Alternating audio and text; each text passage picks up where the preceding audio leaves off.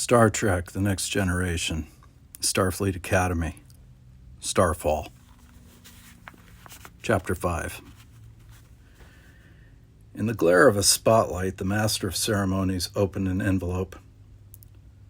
"This year's Grand Prix du Soleil is awarded by unanimous decision," he read. "To?" The audience stirred as the man prolonged the wait.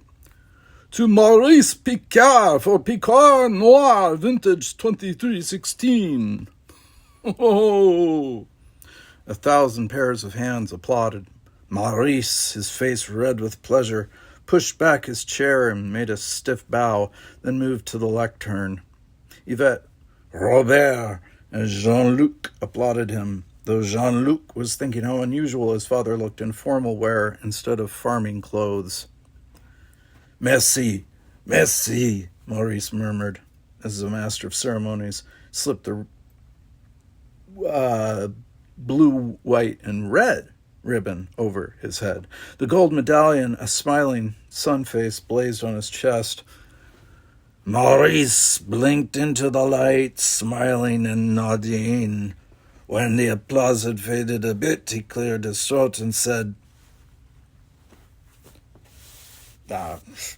"Ladies, gentlemen of the Solar System Fine Wine Society, I thank you for this honor.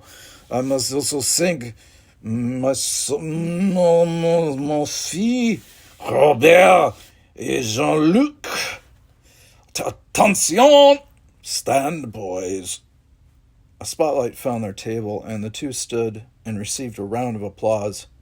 As they sat again, Maurice said, "I have no long speech, but I would like to say that this wonderful award only shows that one does not need a replicator or any clanking machinery to produce a fine vintage. Automation has no heart. A device of metal and wires is no substitute for the hard, honest labor of people who know and love their land and who understand their business. Merci for this great honor. I hope Chateau Picard will continue to be worthy of it." He waved to the applauding audience, then made his way back through a forest of well-wishers to the table. "Congratulations, mon père," said Robert. He sounded as delighted as Maurice looked. "A wonderful achievement, dear," Yvette said, kissing her husband on the cheek. "I'm pleased for you," Jean-Luc murmured. Maurice gave him a keen look, but said nothing.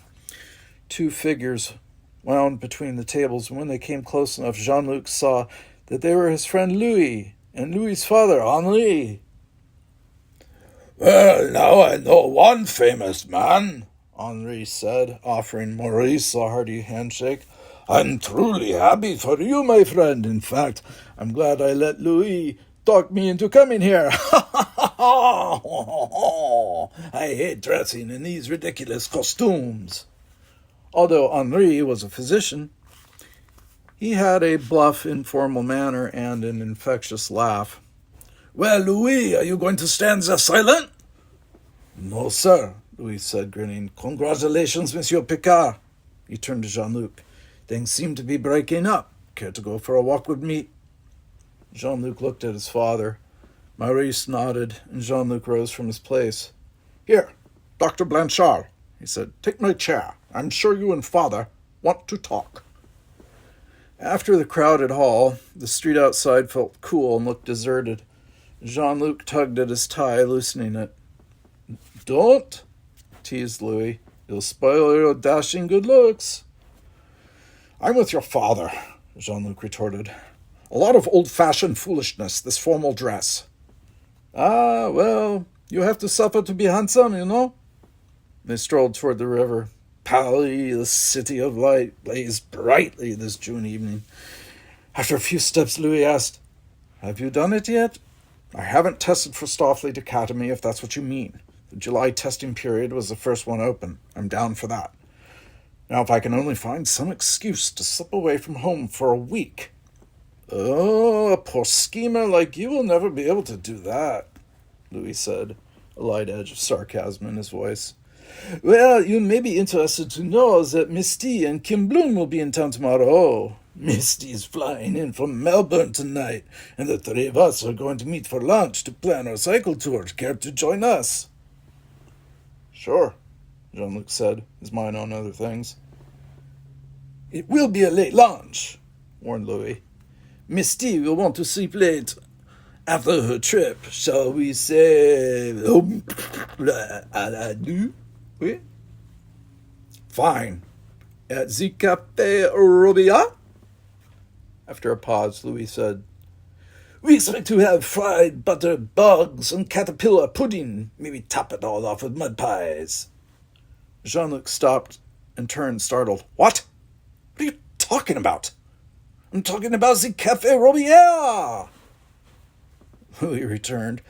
I just wasn't sure you were listening. Sorry.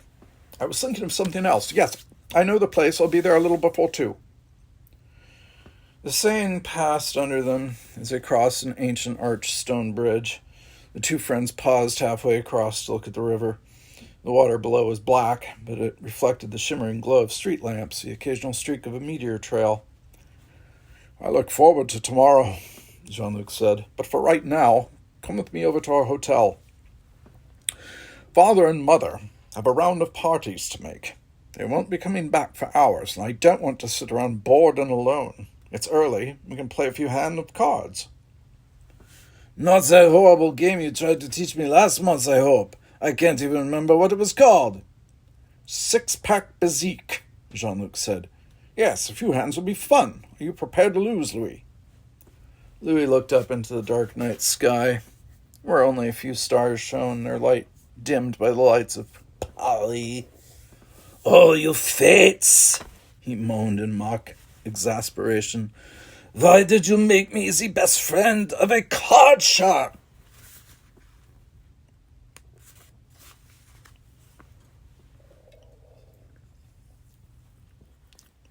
Lunch the next day was very pleasant. Misty Bloom was very nearly a duplicate of her sister, only with more freckles.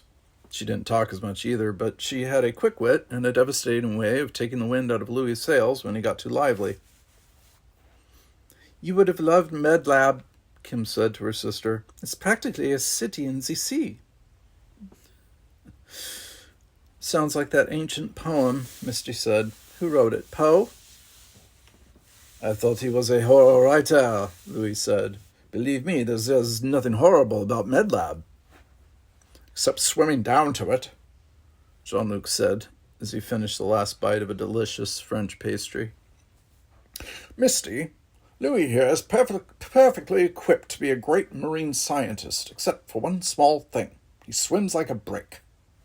Louis laughed and shrugged. What can I say? It's true, but you know, that doesn't seem to matter. I found the place where I belong. At the bottom of the ocean? Asked Misty with an encouraging smile. That's where it happens to be, Louis replied, his voice suddenly serious. Oh, I might wish it were elsewhere, but it isn't. If I have to swim down to the bottom to find my dream, why then I'll swim. It's worth it, you know. Misty touched his hand. I know, she said. I feel the same way. The first time I opened a computer and saw the positronic circuits humming away, I fell in love. Kim here thinks I'm crazy to go into some indoor field. She'd rather be out on the range any day. But I agree with you. The dream's worth it. Kim shook her head. When did I ever say you were crazy? She turned to Jean-Luc. When we were kids, Misty was the one who learned to ride a horse, shear sheep, and plow a furrow. I always wanted to be inside then, but I suppose we've traded places this last year. Now I want to be an ecologist, and she's the one stuck indoors. Louis filled all their glasses from a large green bottle of sparkling water. Well, we all have dreams to chase, he said. A toast. May we all catch our dreams one fine day. They clinked glasses, but Jean-Luc drank to the toast without a smile. Later, when Louis proposed taking the girls on a tour of the historic sites of Paris, Jean-Luc begged off. Louis didn't seem to mind. He strolled away between the two sisters, both of them talking 100 kilometers a second. Jean-Luc watched them go, He was thoughtful and a little afraid. That morning his father had spoken about his own plans for the next few weeks, and to Jean-Luc's delight, they gave him exactly the opening he had wanted. Now, if only he dared to chase his dream, if only he dared.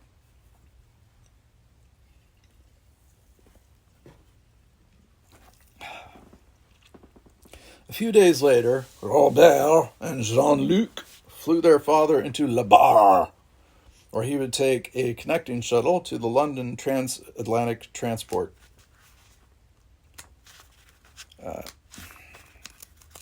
He grumbled during the short aircar flight into the city. He grumbled while they checked the time of departure, and he grumbled while they waited for the call to board the shuttle.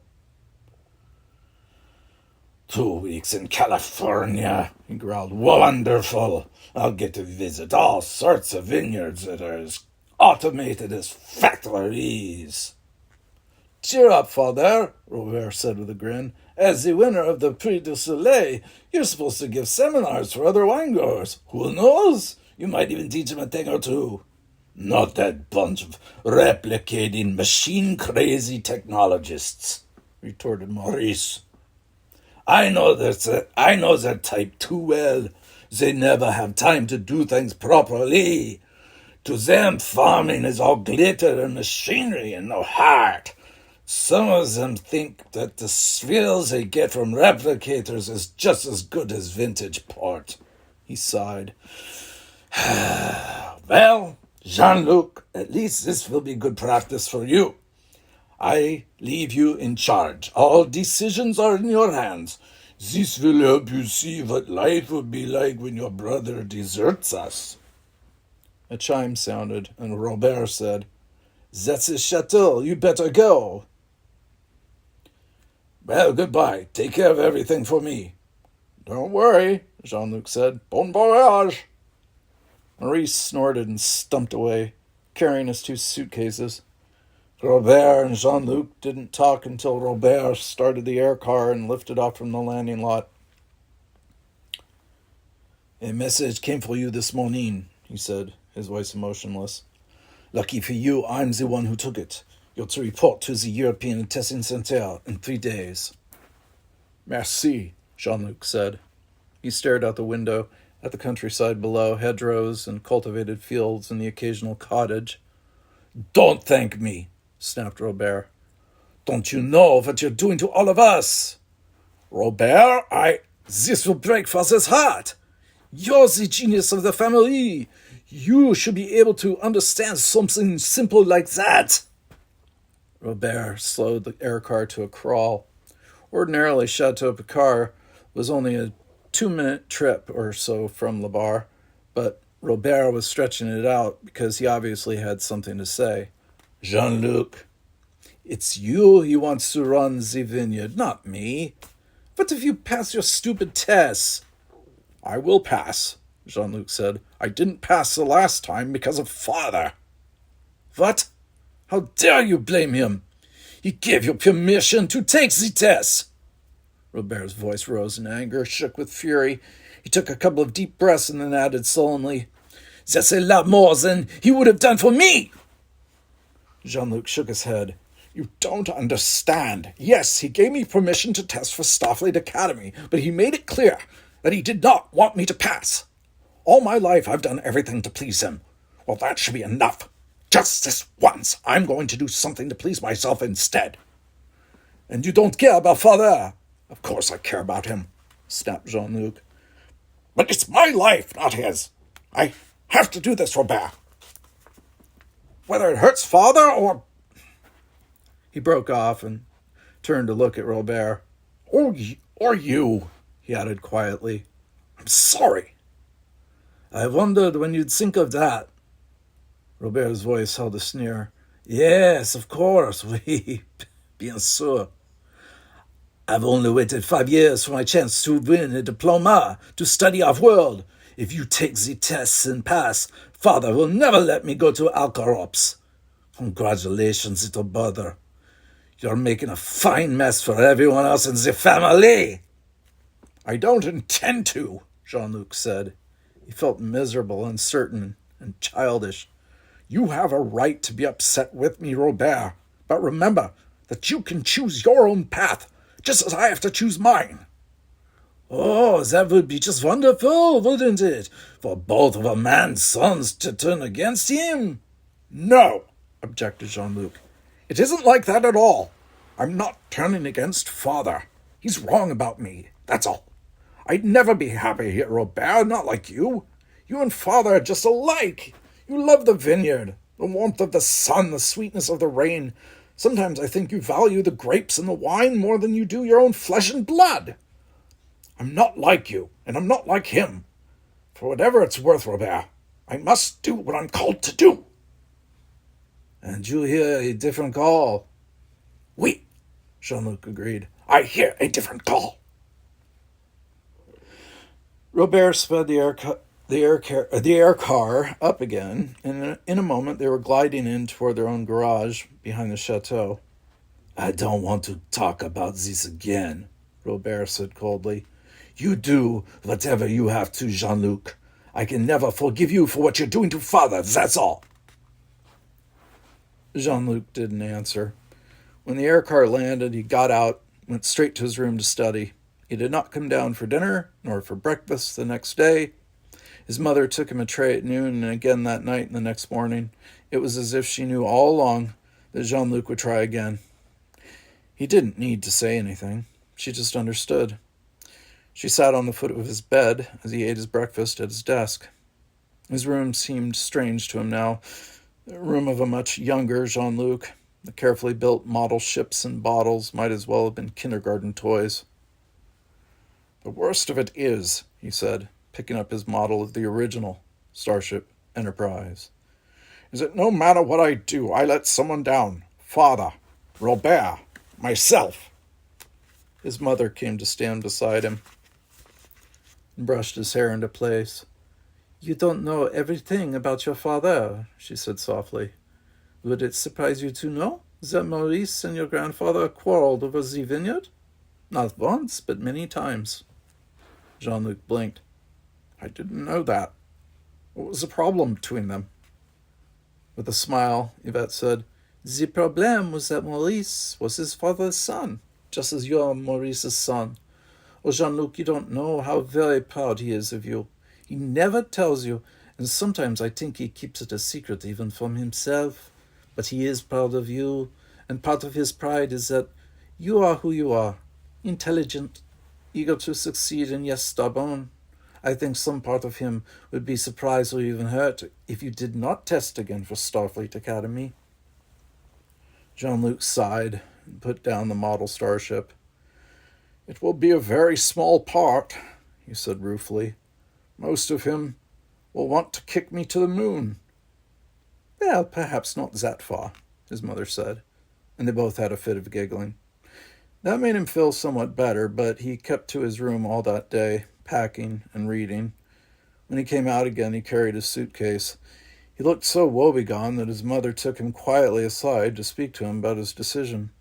If you think this is best, she said with a smile, you must go through with it.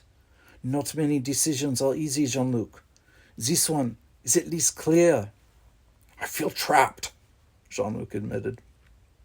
The feeling did not leave him as his mother flew him into Paris in the air car. Their goodbyes were brief. Jean-Luc joined a loose gang of other young men and women, walking toward the complex of shining white stone and glass buildings.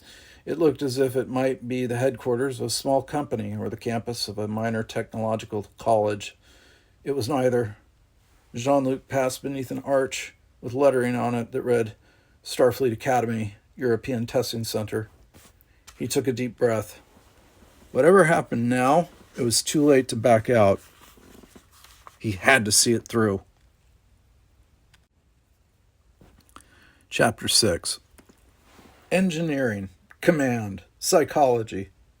As he lay in bed that night trying to sleep, the words swirled around in Jean-Luc's mind like three birds of prey ready to swoop in for the kill. When he dozed, he could almost feel their cruel shadows passing over him, and he cringed a little. Engineering, command, psychology. They were his 3 weak points, or more precisely, 2 weak points and an absolute unknown. Last year, his scores had been respectable in all other fields. It was the fiendishly difficult multidimensional calculus of Cochrane engineering that first tripped him up. A computer helped, but its operator had to know exactly what terms to key in and what equations to set up. Besides accuracy, speed also counted. Jean-Luc had been too cautious last year, pausing to double-check every problem before going on to the next, and he had lost valuable seconds. Ironically, on that test, he made only 3 trivial mistakes in the problems he solved. Unfortunately, he ran out of time with 5 problems left to go and with a time score that put him down around the 87th percentile. That's really good.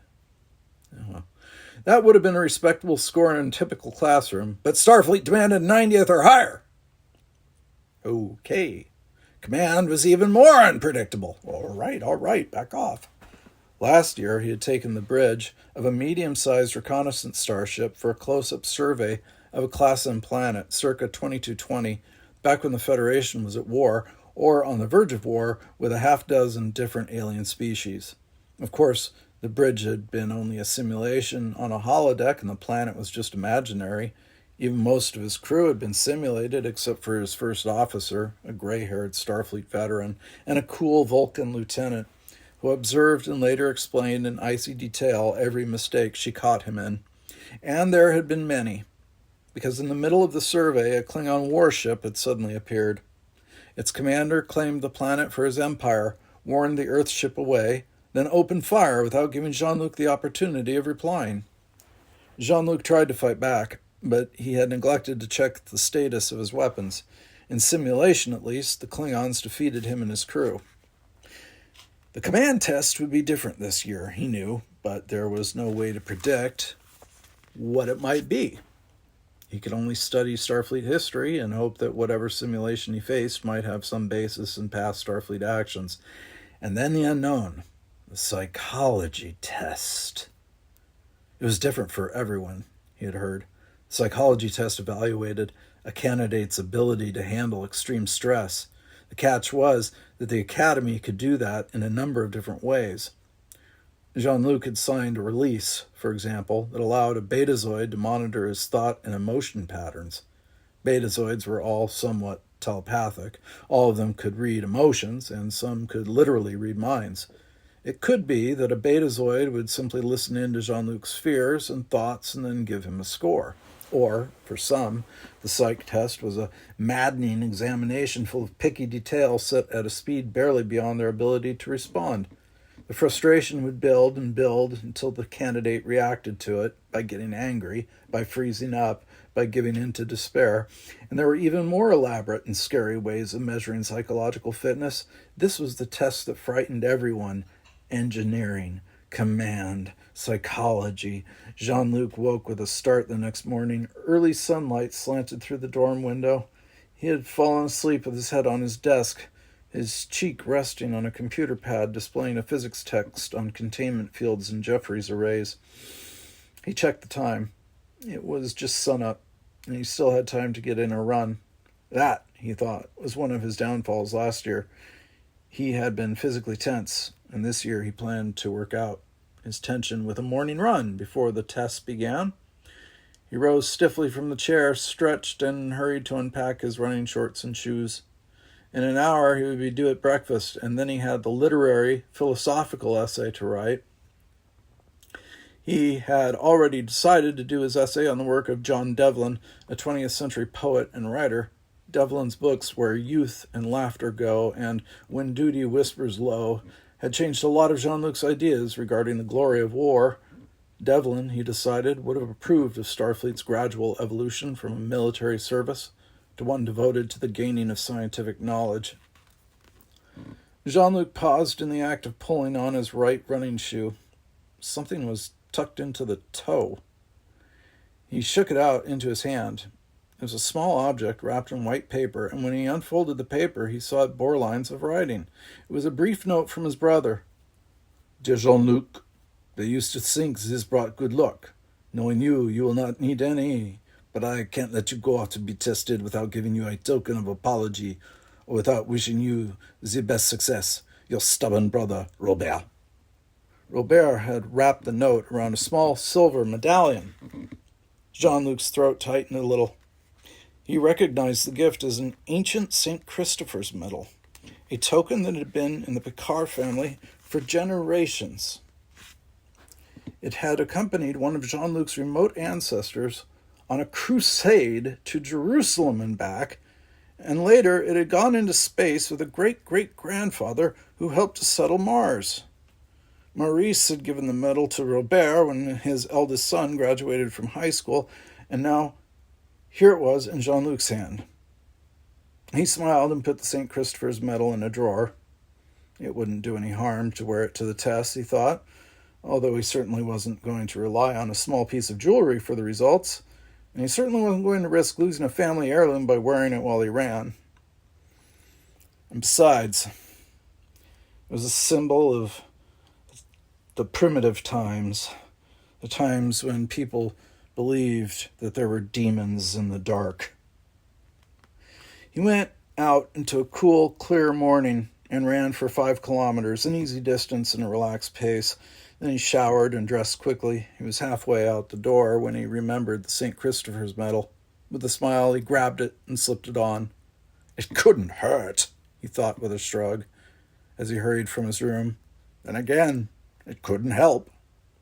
He ate breakfast in the commissary with the other hopeful candidates, all of them human except for Molvantar, a willowy, blue-skinned Andorian, the son of Andorian consul for Europe. They chatted with one another in high, nervous tones about the 5 days of testing ahead. They say that the competition is really fierce this time around, said red-haired Sandy McCannon, a girl who had a frightening command of engineering skills. Oh, why didn't I go in the first testing cycle? Jan Helmer, a lanky blonde boy with a devil-may-care grin and a habit of working out complex navigation problems on paper napkins, said, "You know the answer to that, Sandy? Like all the rest of us, you had a point or two you had to study. You'll pass the engineering test with no problem. Well, what about literature? What about history? What about command?" "You did not mention navigation," Molvantar murmured, his antennae twitching. "That is my greatest worry. My father has hired tutors, and I've logged weeks of computer time, but I still don't understand all the concepts." "All of us are dreading something," Jan said. He raised an eyebrow at Jean-Luc. "What are you afraid of, Frenchie?" With an easy smile, Jean-Luc said, "Please don't call me that, Mr. Helma. I have a name." "Sorry, Monsieur Picard. What are you afraid of?" "No one thing," Jean-Luc said, and turned his attention back to his breakfast crepe. His boastful claim was true, in a way. He wasn't afraid of any one thing. He was afraid of practically everything. Every test that could trip him up, keep him out, make him fall. As soon as breakfast ended, an ensign herded the candidates into a small lecture room. The room had 200 seats in it, and the candidates filled not even half of them. Jean-Luc guessed that 90 students from Europe, Asia, and the African Confederation were contending for the appointments to the Academy. Since this was the last testing period of the year, most of the Academy's new cadets had already received their acceptances. Jean-Luc took a deep breath and wondered how many of the students in the room would make the final cut. He did not have long to wonder. A gray-haired woman in the uniform of a Starfleet commander walked out onto the stage and to a lectern. "Good morning," she said, looking out at them. "I trust you all had pleasant journeys to the testing center and a good night's sleep last night. I assure you, you will need it." A few people giggled nervously. The woman did not pause. "I am Commander Cynthia Luttrell, retired. However, as many Starfleet veterans discover, it is not so easy to retire from Starfleet. Rather than enjoying the sun and surf at Paradise Island on Walsinger's planet, I have accepted an appointment here as the Director of Academy Testing, European Division." She seemed to look directly at Jean-Luc with a cool, level gaze. "This morning, I have reviewed the applications and the vacancies at Starfleet. As it happens, this year has seen a wave of young Vulcan applicants to the Academy." Someone groaned. Jean-Luc fought back a grin. It was true that Vulcans had formidable minds, but they weren't that good and not that numerous. Commander Luttrell continued. Added to the number of Vulcan applicants, we have the fact that the Academy had a good selection of candidates from the previous 5 testing cycles. All of this is just my way of telling you that competition will be especially stringent. Last year, our center sent 8 cadets to Starfleet from the July testing cycle. This year, we will be able to send only 1. A wave of sighs and moans swept through the assembly hall. Jean-Luc felt his heart sink. His chance had suddenly dwindled from practically 1 in 10 to 1 in 90. But then so had everyone else's, as the dismayed expressions of the students showed. I won't say anything more to discourage you, Commander Luttrell continued. The testing will begin in half an hour. Be on time for all the tests. My assistant will answer any last-minute questions you may have. She suddenly smiled, a radiant smile that made her lined face look young and girlish. For what it's worth, candidates, I envy you. Good luck to you all, and keep your hopes on the stars. A young ensign took over, answering a few silly questions with an absolutely straight face. After all, Jean-Luc thought, what did it matter if one used the old-fashioned imprimi computer pad instead of the newer models? Then it was time for the first examination. The candidates split up into smaller groups for that. Jean-Luc and 14 others, including Sandy McCannon, wrote essays. Jean-Luc had guessed well because one of the topics was discuss a work of literature from the 22nd century or earlier that substantially altered your view of modern society. He was able to adapt the Devlin topic handily. For an hour, he worked at the essay, pausing occasionally to access library holdings with his computer pad. He retrieved articles and essays about Devlin, even facsimiles of Devlin's original poetry manuscripts. He had a draft of the essay finished in 90 minutes, and 30 minutes remained for him to revise and polish it. He felt confident that he had done a good job when the ensign overseeing the essays called time and locked the essays in on his own computer pad. Jean-Luc looked over at Sandy and felt startled to see her red-faced and biting her lip. "What's wrong?" he asked her. She shrugged. "I don't think I did very well on that. Writing is not my strong point. How about you?" "I think I did all right," Jean-Luc said. "Don't worry. When we finish the engineering tests, you'll be the happy one, and I'll be a wreck." She gave him a weak smile, and they moved along to the advanced Cochrane mathematics examination.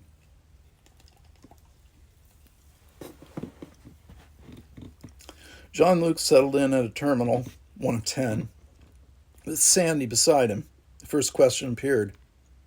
Given a starship propelled by 2 standard warp field nacelles operating at 50% capacity, beginning from a sublight speed of 0.1 c relative to its destination d, calculate the time t required for the warp field energy to reach the milli-Cochrane output necessary to move the vessel along the c boundary at precisely the speed of light. Sandy began furious computations, but Jean-Luc immediately keyed in his response. 0. It was a trick question. Starships never traveled at precisely the speed of light. They had to move either slower or faster than c, otherwise there would be no boundary, and Planck physics would make no sense.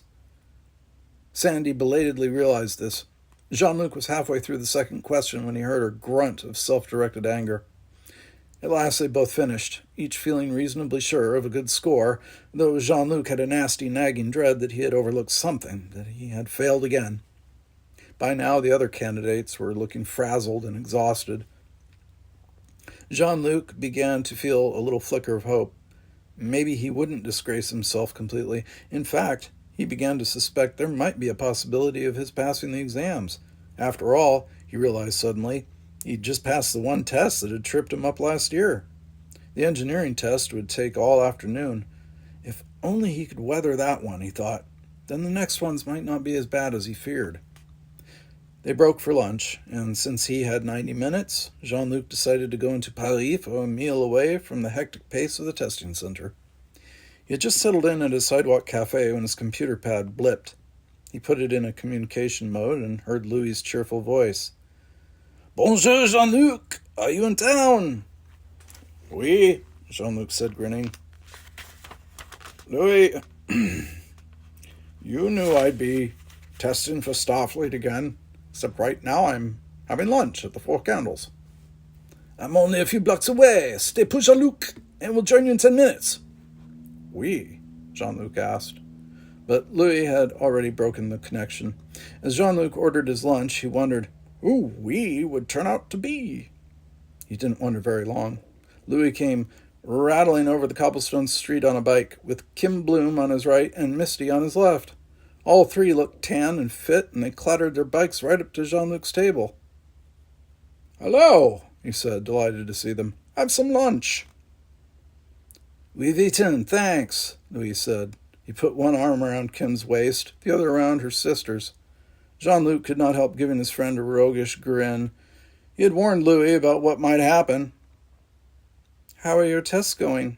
Kim asked, as she pulled away from Louis and parked her bike. Jean-Luc shrugged. No decision either way yet. Maybe you'll bring me luck.